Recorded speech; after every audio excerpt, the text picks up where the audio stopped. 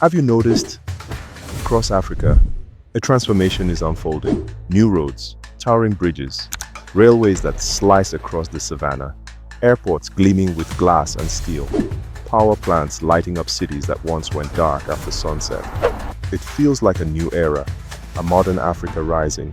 And at the heart of this change, one name keeps appearing: China. Billions of dollars flowing in, projects completed at record speed, the promise of progress. Everywhere you look. Sounds like a win-win, right? Well, not so fast.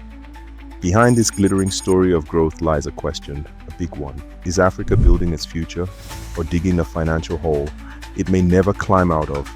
Today, we peel back the layers to uncover the truth about China's debt in Africa, and trust me, the story is far more complicated than you think. So, by the end of this journey, you'll know whether this relationship is a golden opportunity or a ticking time bomb. Let's begin. Before we go deeper, I want you to think about something. China's role in Africa. Do you believe it's helping or hurting? Helping build a future or creating a trap that Africa may never escape? Keep that in mind as we dig into the facts. Let's start with the typos. Over the past 20 years, China has poured more than $150 billion into Africa. That's billion with a big B.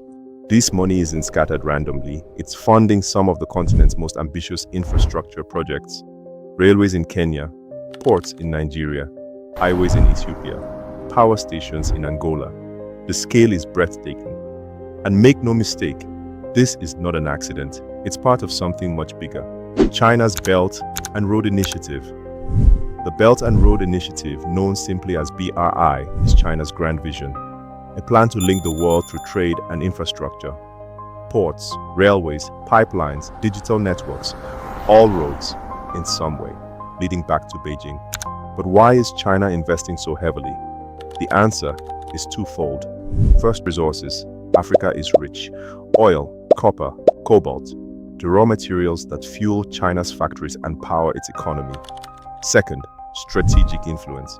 Building relationships, creating dependency, and securing a foothold in one of the fastest growing regions in the world. Africa, from China's perspective, is more than a partner. It's a prize. And the countries borrowing these billions, Angola, Kenya, Ethiopia, Zambia, some owe amounts so large, the word debt barely captures the scale. Billions upon billions, piling up year after year. And so the question lingers. Is this a partnership built on mutual benefit or something else entirely? Here's something important to understand. African countries are not being dragged into this with force. They are choosing Chinese loans. And the question is, why? To answer that, we need to look at history. For decades, African nations have relied on traditional lenders, institutions like the IMF and the World Bank.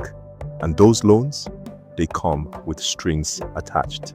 From the viewpoint of our clients, the emerging markets, and as we all know, uncertainty and volatility are undoubtedly contributing to a more cautious economic and business environment. I think that's going to affect how governments and businesses make their investment decisions right now. Austerity measures, cutting public spending, privatizing state-owned companies, reducing subsidies that make life affordable for ordinary people. These conditions often hit hard. Governments face protests, citizens feel betrayed, and economies struggle under the weight of reforms demanded by outsiders. So when China steps in, offering loans with fewer political conditions, faster approval, and money tied to visible, tangible projects like highways, airports, and power grids, it feels like a breath of fresh air. Imagine you're a leader of a developing nation. Your people need jobs. They need roads to connect markets. They need energy to power factories. And China says, we can help. We can start tomorrow. It's hard to say no. This is why so many African governments welcome Chinese financing. They see it as practical, efficient, a deal that gets things done without endless negotiations and painful reforms. But there's something else. A sense of pride. For decades, Africa has been told what to do by Western powers. Now, here comes a partner that says, we respect your sovereignty. We won't interfere in your politics. We'll build what you need. To many leaders, that feels empowering. And so, projects rise, dams, highways, ports, symbols of progress. But here's the catch. Easy money often hides difficult consequences. The loans must be repaid, and the interest keeps ticking year after year, which leads us to a critical question. What happens when the bill comes due? Sounds like a dream deal, right? Well, hold on, because easy money often comes with hidden costs. And if you're finding this breakdown helpful, take a second to hit that subscribe button. Why? Because the more you support this channel, the more deep dives like this we can bring to you. Stories that go beyond headlines, stories that matter. So smash that subscribe now. Let's keep uncovering the truth together. Before we dive into the dangers, let's be fair, because the benefits of Chinese investment in Africa are impossible to ignore. For many countries, these projects have been nothing short of transformative. Think about transportation. A generation ago, traveling between major cities in some African nations could take days. Cracked roads, dusty paths, limited options. Now, highways stretch like ribbons across the land. Modern railways cut journey times from days to hours. Kenya's standard gauge railway, linking Nairobi to Mombasa, changed the game. It's faster, safer, and more efficient than the colonial-era line it replaced. Ethiopia's Addis-Djibouti Railway.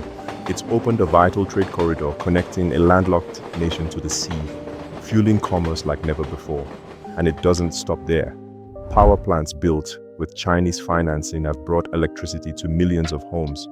Factories hum with activity. Cities glow at night where darkness once ruled. For businesses, this means opportunity. For families, it means progress. Imagine being a farmer in rural Kenya. Before, getting crops to market might take days. Now, a paved highway and a railway link you to the city. Your produce reaches buyers faster. You earn more. Your children have lights to study by at night. This is what infrastructure does. It changes lives in ways that statistics can't fully capture. So yes, there is a powerful argument in favor of these loans. They bring development that might otherwise take decades. But, and this is a big but, every loan has a price, and every project, no matter how impressive, comes with a question. Was it worth the cost? The story takes a darker turn, because not everyone sees this relationship as a partnership. Some call it something else, a trap. The term is debt trap diplomacy. It's an accusation that has shaken global politics. The claim that China lends huge sums to developing nations, knowing they may never be able to pay it back. And when the debt becomes unbearable, China swoops in, taking control of key assets, ports, airports, even land. Does it sound like a conspiracy theory? Perhaps. But then came Sri Lanka. In 2017, the country struggled to repay loans on a massive port project in Hambantota. The debt piled up, the bills went unpaid, and in the end, the government handed over the ports to a Chinese company on a lease. Not for 1 year, not for 10, for 99 years. A century of control. Just like that. That single event sent shockwaves around the world, and now everyone is asking the same question. Could this happen in Africa? Some say it already might. Look at Zambia, a nation rich in copper, desperate for infrastructure. It borrowed heavily from China, over $6.6 billion. Then, in 2020, Zambia defaulted on its debt. The fear was immediate. Would China seize a key asset? A mine, a power station, an airport? It didn't happen.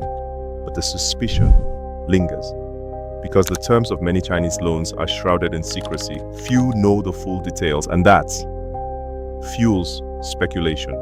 So is China deliberately setting traps? Or is this just a convenient narrative pushed by its critics? That question remains at the heart of the debate. Let's pause for this brief message. And look at the numbers again. Because the debt trap story is powerful, it makes headlines. But does it tell the full truth? The answer is no. Here's why. China is not Africa's only lender, not even close. In fact, Chinese loans account for around 12% of Africa's total external debt, just 12. The rest, private investors, commercial banks, Eurobond holders, international financial institutions like the World Bank and IMF. So blaming China alone is an oversimplification. Yes, Chinese loans are significant. Yes, some countries owe billions to Beijing, but most African debt is owed to a wide mix of creditors, from Wall Street firms to European banks. And here's something else. Many African nations were already struggling with debt long before China became a major player. The problem isn't just who is lending, it's how much these countries borrow overall and whether the loans are being used wisely, because if borrowed money builds infrastructure that drives growth, that can be sustainable. If it fuels corruption, waste, or vanity projects, then the debt becomes dangerous, no matter who the lender is.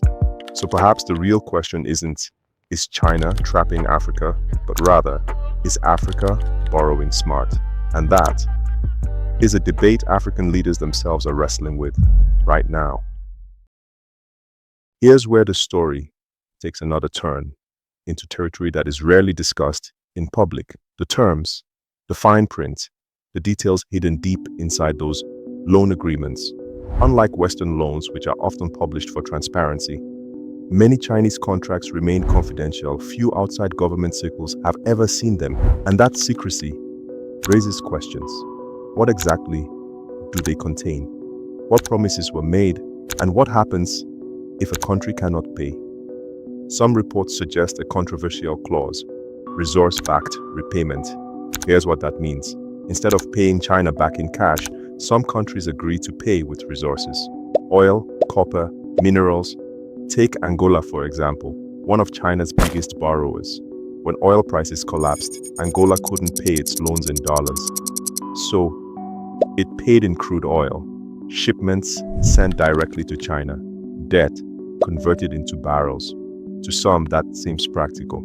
To others, it feels like mortgaging the future, because when resources are locked away for decades, governments lose flexibility, and the economies risk becoming dependent on a single creditor. Critics argue this creates a new form of dependency, not colonialism with flags and armies, but financial ties that are just as binding. Supporters, on the other hand, insist it's just business. Africa needs money. China needs resources. A fair exchange, they say. So who was right? The answer may depend on what happens next. So far, we've looked at the numbers, the policies, the strategies. But what about the people who live with the results? What do Africans themselves think about China's role on their continent? The answer is complicated. For some, these projects are a symbol of hope. A new railway means easier travel, cheaper goods, faster trade. A power station means lights at night, refrigerators that work, clinics that can store medicine, jobs, thousands of them during construction. Talk to these people and they'll tell you, this is progress. This is what we've been waiting for. But others see a different picture. They worry about sovereignty, about dependency, about what happens if the nation cannot pay. To them, the loans are a risk, a silent chain binding their country to foreign interests. Even leaders are divided. Some praise China as a reliable partner. Others whisper concerns behind closed doors. Ordinary citizens ask hard questions. Will these projects benefit everyone or just a few? Will the debt swallow future generations? The truth is, there is no single African voice on this issue. There are millions, and they do not all agree. And now, we look ahead, because the story isn't over. It's still being written. Across the continent, negotiations are underway, debt restructuring, new repayment schedules, talks behind closed doors in capital cities from Lusaka to Nairobi. The G20's Common Framework, an initiative to help countries manage unsustainable debt, is now in play. Western lenders are involved. And yes, China is at the table too. Beijing has offered debt relief in some cases, extensions here, interest adjustments there, but every deal is different, case by case, quiet, carefully managed. The question is, will these measures be enough? Because Africa's population is booming, infrastructure needs are growing, and the demand for new loans isn't going away. So what happens next? two paths seem possible. One, Africa turns this debt into development. Roads and rails drive trade, power plants fuel industries, economies grow strong enough to repay what they owe and prosper. The other path, a cycle of dependency.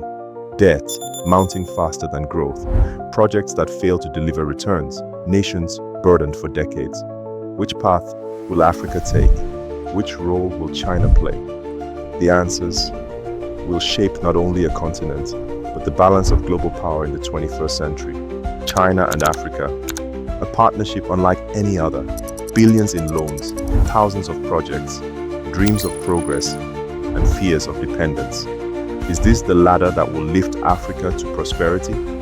Or a trapdoor that could plunge it into crisis? The truth, it's not simple, it's not black and white. It will depend on leadership, on choices made in boardrooms and parliaments, on whether these projects deliver real growth or remain monuments to ambition, funded by debt. And so the question returns, what do you think? Is China helping Africa or hurting it? History is being written right now. Your perspective matters. So, share your thoughts. Talk about it. Debate it, because the decisions made today will echo for generations.